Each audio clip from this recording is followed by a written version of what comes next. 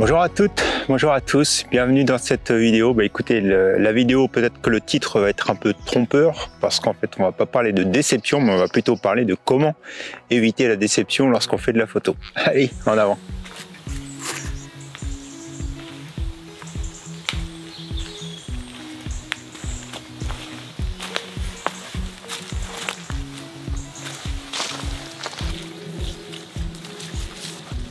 Alors voilà pourquoi j'en suis arrivé à parler de la déception. C'est pas parce que j'ai été déçu de quoi que ce soit récemment, mais c'est juste parce que j'ai eu cette question dans la vidéo du live et je pensais que c'était bien d'approfondir un petit peu plus ma réponse. Et d'où la vidéo d'aujourd'hui. Donc la première chose en fait, je pense, pour une bonne raison pour pas être déçu lorsqu'on fait de la photo, c'est justement de ne pas sortir pour faire de la photo. Et je pense que la raison pour laquelle j'arrive à rester de toute façon toujours content de mes sorties, c'est parce que ma première intention, c'est pas la photo. Ma première intention, c'est d'être dehors, de me promener, de profiter. Donc là aujourd'hui, chance puisqu'on est entre nuages et soleil, mais en tout cas on n'a pas de pluie, c'est intéressant. Et même quand il pleut, il y a tout un tas d'autres choses différentes qui peuvent se passer. Donc vraiment mon intention première c'est de me promener, d'observer. Et puis quand je retourne à la maison, je dis ouais c'est chouette parce que j'ai vu des choses correctes. J'ai pas forcément peut-être photographié des choses correctes, mais j'ai passé du bon temps en extérieur. Et je pense que c'est une des premières motivations que vous devez avoir pour faire de la photo, c'est que la photo doit pas être la motivation première, mais la photo doit accompagner une autre motivation intéressante. Je suis un autre photographe qui lui est intéressé par faire du vélo et il sort avec son vidéo et son appareil photo. Et parfois il est content de ses sorties de vélo et parfois il est content des photos qu'il a fait pendant ses sorties de vélo. Et moi c'est plutôt la promenade à pied et je pense que c'est ça qui est vraiment qui doit être vraiment votre motivation première pour éviter justement la déception une fois que vous revenez à la maison. Alors là j'ai des plantes qui sont séchées et qui je trouve peuvent faire quelque chose d'intéressant. Alors j'hésite entre celle-ci ici qui est je pense ça ressemble un peu à de l'angélique qui est un peu fané.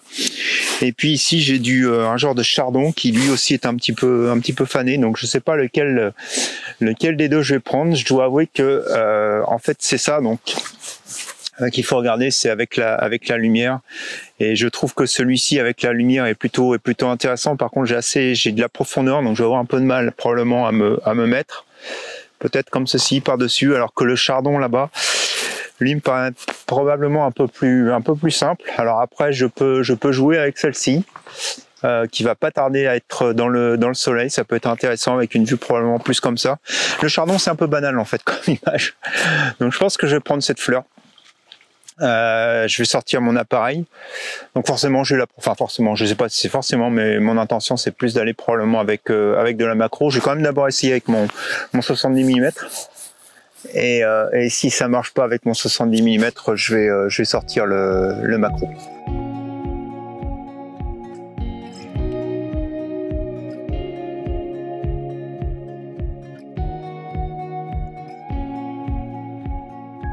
Donc mon impression était vraiment la bonne. Je trouve plus intéressant donc ces fleurs séchées d'angélique que le chardon. J'ai en fait tout de suite monté le 105 mm parce qu'en fait mon intention c'était vraiment de m'approcher beaucoup plus de cette fleur pour vraiment cadrer une seule de cette petite fleur et ne pas avoir l'ensemble de la tête dans mon image. De jouer avec la profondeur de champ sur le macro, sur l'objectif 105 mm. Donc d'avoir une profondeur de champ assez réduite, c'était mon objectif.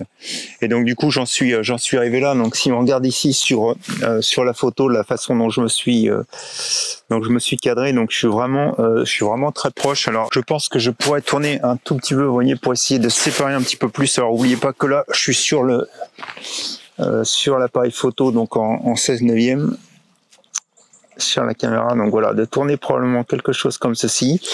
Alors du coup je sais pas si cette tête est la meilleure parce que j'ai envie de garder quand même, ouais voilà, celle-ci sera probablement la meilleure. Tac, de faire quelque chose comme ça. Il y a le petit fil de la toile d'araignée qui pose, donc pour l'instant je vais me mettre là parce qu'il faut que je regarde pour la photo, ça va être beaucoup plus large, mais on va rester donc quelque chose comme ceci. Et donc si je regarde en photo, ouais, il faut probablement que je remonte tout petit peu en format photo, donc sur mon format, voilà, tac, tourner. Donc je vais couper quelque part celle du bas, mais je vais la laisser, ma toile d'araignée, enfin la petite toile d'araignée, si on peut dire. Tac. Donc je vais les sélectionner plutôt un diaphragme de f9 ici pour quand même avoir une profondeur de champ suffisante. Mais même avec f9, toute cette tête va pas être nette. Donc de toute façon, il va falloir clairement que, enfin, il va falloir, non, il va pas falloir. Mais je vais m'en contenter parce qu'après ce que je veux c'est vraiment que l'arrière-plan soit flou et puis les autres têtes aussi soient floues. Donc je vais prendre cette image comme ça. Alors je suis un petit peu devant, donc je vais aller chercher une vitesse du 1 centième, donc qui m'a fait monter ma sensibilité là ISO 320. Et donc voilà, quelque chose de relativement simple. Et je vais cadrer, je vais refaire ma mise au point et je vais déclencher et je vous laisse regarder la photo.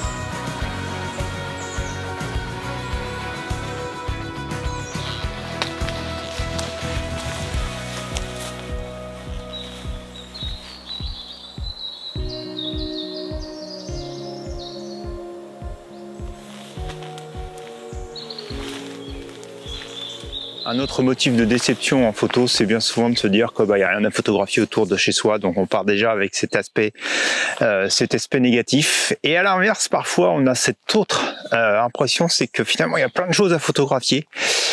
Et dans un cas, on part avec pas vraiment beaucoup d'intention. Donc, comme on n'a pas beaucoup d'intention, on revient. Finalement, on s'est dit que ouais, c'était bien ce qu'on pensait, il y avait rien, et donc on est déçu. Et puis à l'inverse, quand on a beaucoup d'intention en se disant ouais, il y a plein de choses à photographier, et là on sort, on photographie un peu tout. On en oublie tout simplement d'observer les choses autour de nous. Et puis on photographie plein de choses, on revient à la maison, on a plein de photos et on n'arrive pas à trouver la photo qui vraiment se démarque par rapport aux autres images.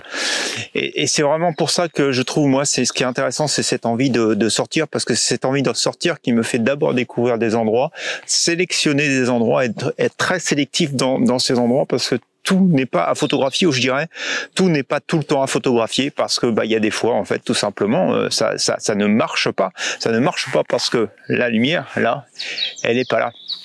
Et si la lumière est pas là, certaines images vont marcher, d'autres ne vont pas marcher. Et parfois, quand il y a trop de lumière, à l'inverse, certaines images ne vont pas marcher et d'autres vont marcher. Donc, c'est vraiment important de comprendre tout ça pour essayer de maximiser finalement les endroits où on va, et éviter un peu cette déception, et en se disant voilà, si c'est nuageux, il faut que j'aille ici. Si c'est ensoleillé, il faut que j'aille là. Si le soleil est dans ce sens-là, il faut que j'aille ici. Si c'est le soir, il faut que j'aille dans ce sens-là. D'avoir déjà tout ça en tête, ça vous permet vraiment d'être très sélectif, et du coup de pouvoir sortir un petit peu libéré, de se dire bon voilà, je mets toutes les chances de mon côté, je vais éviter de photographier dans tous les sens, je mets mes chances de mon côté, et du coup j'ai moins de déception en rentrant à la maison. Alors c'est un endroit ici justement où je suis pas venu souvent, mais je suis venu, je crois, une fois pour faire une vidéo, et puis plusieurs fois en me promenant. Alors je m'aperçois que l'endroit a énormément changé, puisqu'avant il était, on va dire, relativement entretenu, et là ça devient un peu la jungle. En tout cas voilà, c'est un endroit que j'affectionne particulièrement, et justement avec des lumières un peu qui passent à travers les nuages, à travers les arbres à cette époque-là de l'année, parce que toutes les feuilles sont pas encore tombées. Je trouve qu'il y a quelque chose d'intéressant, et en venant ici je me suis toujours intéressé à ces deux constructions, et puis je viens juste de m'apercevoir que là il y a deux arbres avec des formes assez particulières, et je pense que c'est des hêtres, ce qui est relativement rare d'ailleurs dans le coin, mais avec des troncs bien particuliers. Donc je pense que là, ici, vous voyez, d'un seul coup, avec les lumières qui sont là, j'ai deux compositions relativement intéressantes. Je vais m'intéresser à la première ici derrière moi, et puis après on va regarder les troncs. Alors, ce qui m'inspire vraiment sur cet endroit, c'est justement cette construction. Donc, ça s'appelle des fruitières ou glacières. Donc, ça servait à mettre au frais certaines choses il y a bien longtemps. Alors, cette construction-là, par rapport à l'autre, elle est particulière. L'autre est toute en pierre, celle-ci. Donc, il y a une construction, une armature métallique avec ce qui semblait être des tuiles dessus. Des tuiles qui ont, enfin, des tuiles, c'est de la terre cuite. Voilà ce que je cherchais exactement comme terminologie. Cette terre cuite, elle est cassée et donc ça fait des trous, mais ce que je trouve intéressant, c'est comment la végétation se réapproprie finalement l'endroit aujourd'hui, puisqu'il est laissé à l'abandon, et notamment ici on a ce lierre qui monte sur la construction, et je trouve ça quelque part assez imagé, assez intéressant. Donc c'est ce qui m'intéresse dans cette photo. Je suis resté avec ma lentille 105 mm. Et puis donc j'ai cadré en fait sur le lierre, et quand on regarde bien dans le creux du lierre, sur les feuilles, à l'intérieur du feuille, il y a la coque externe d'un gland qui est resté coincé. Alors c'est assez marrant qu'il ait pu tomber ici et puis rester coincé. Mais du coup je trouvais ça super intéressant, donc cette alliance de végétaux et puis cette construction. Donc je me suis dit que c'était ici que je voulais prendre ma photo. Et puis au niveau des réglages, donc je suis au 1 centième. Alors 1 centième, 1 125e, enfin ça varie entre ces 1,80 à 100 à 125 en fonction des conditions de météo. Des conditions de soleil, mais j'ai pris un diaphragme de F9, donc vraiment pour avoir la mise au point tout autour de cette feuille et puis de glands. Donc j'ai à la fois l'écorce extérieure du gland et puis la feuille qui sont bien nettes, et puis j'ai le reste qui est un peu flou, donc on a vraiment l'œil qui est au milieu, et puis on voit ce lierre qui monte sur la construction. Donc j'ai laissé un petit peu de la partie métallique et un petit peu la partie ardoise, justement pour bien montrer et bien positionner le lierre par rapport à son environnement. Donc voilà, quelque chose de tout simple, mais je trouve quelque chose déjà d'assez intéressant, à la fois dans sa représentation, et puis je dirais le mélange des couleurs et puis des textures. Donc voilà, je prends l'image et puis je vous la laisse regarder à l'écran.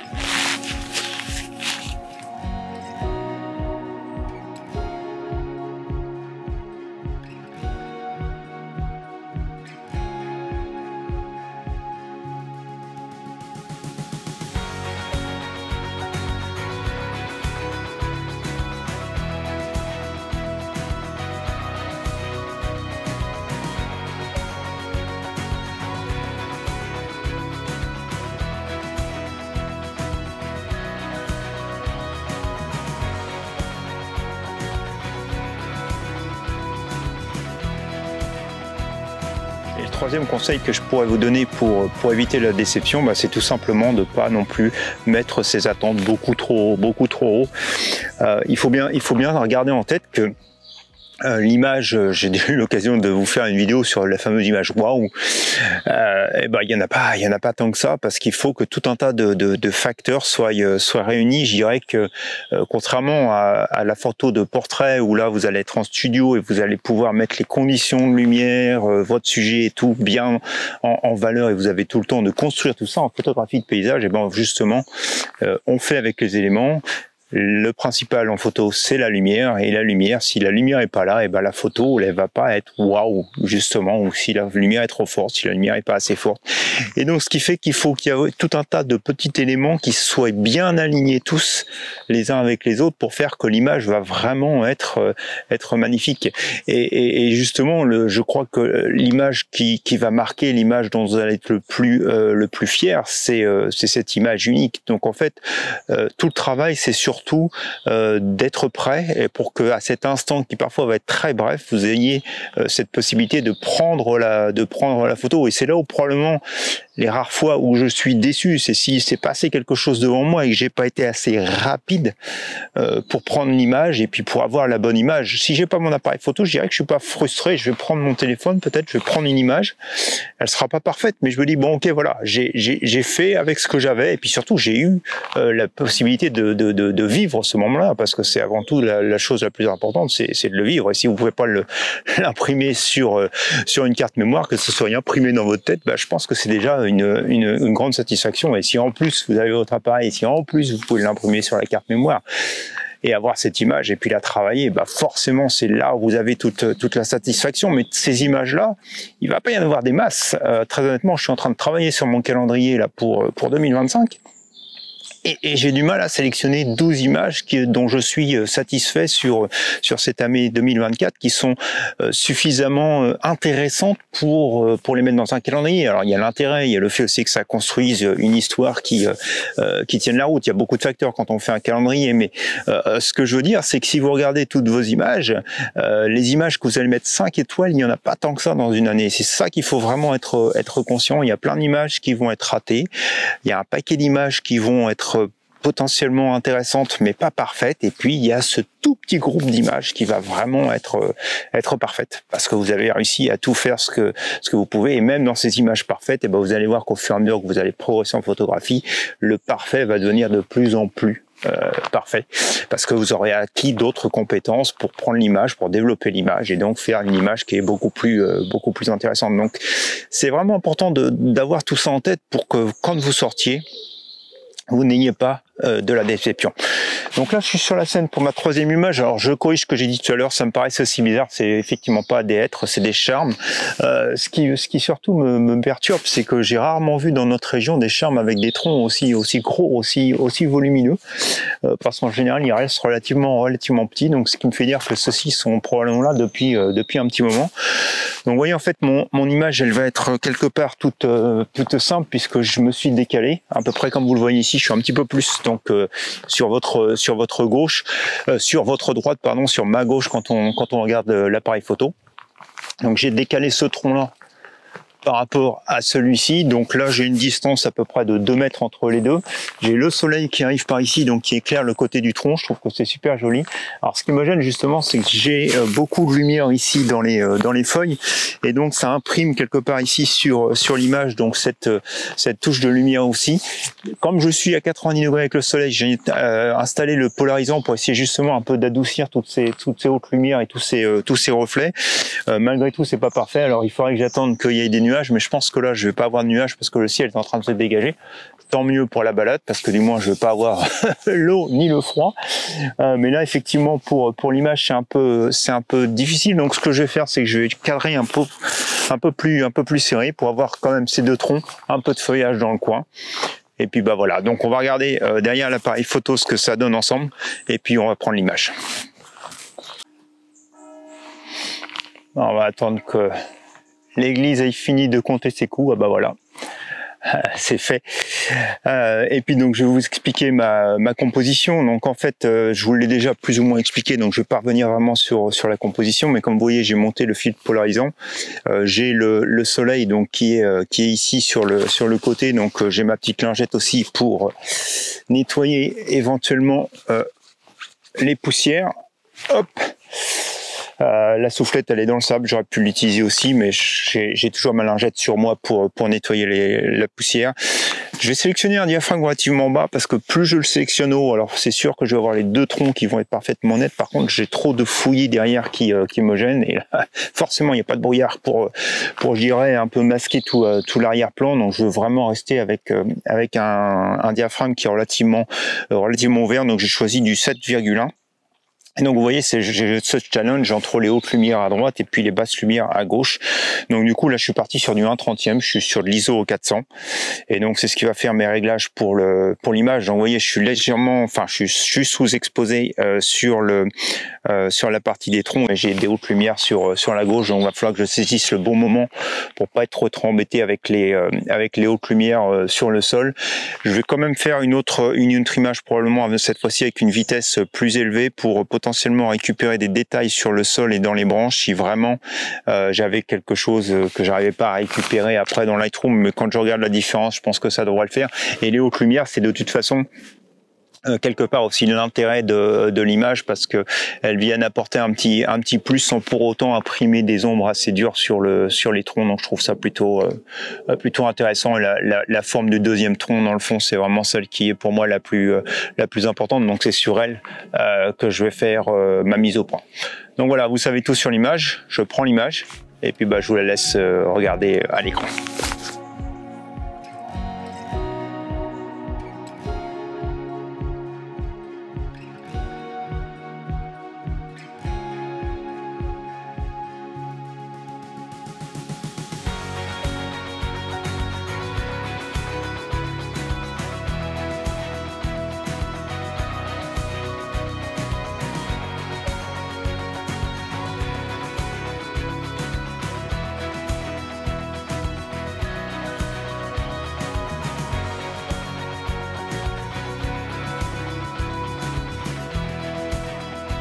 Donc si je pouvais résumer assez rapidement donc cette vidéo d'aujourd'hui, essayer de ne pas sortir pour faire de la photo, mais sortir pour autre chose et faire de la photo en même temps, parce que vous aurez toujours au moins un élément de satisfaction en rentrant à la maison.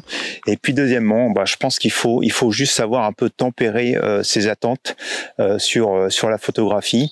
Je pense que quand vous avez appris à faire du vélo, vous n'êtes pas passé tout de suite sans les petites roulettes. Vous avez commencé avec les petites roulettes et puis après vous les avez retirées. La photographie, c'est pareil, c'est tout un long chemin d'apprentissage.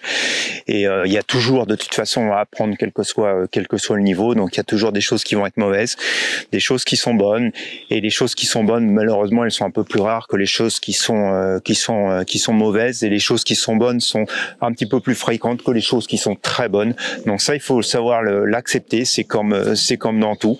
Et si vous savez accepter ça, vous avez moins de chances quand même d'être déçu. Et puis surtout, on n'est pas des pros, on est des amateurs.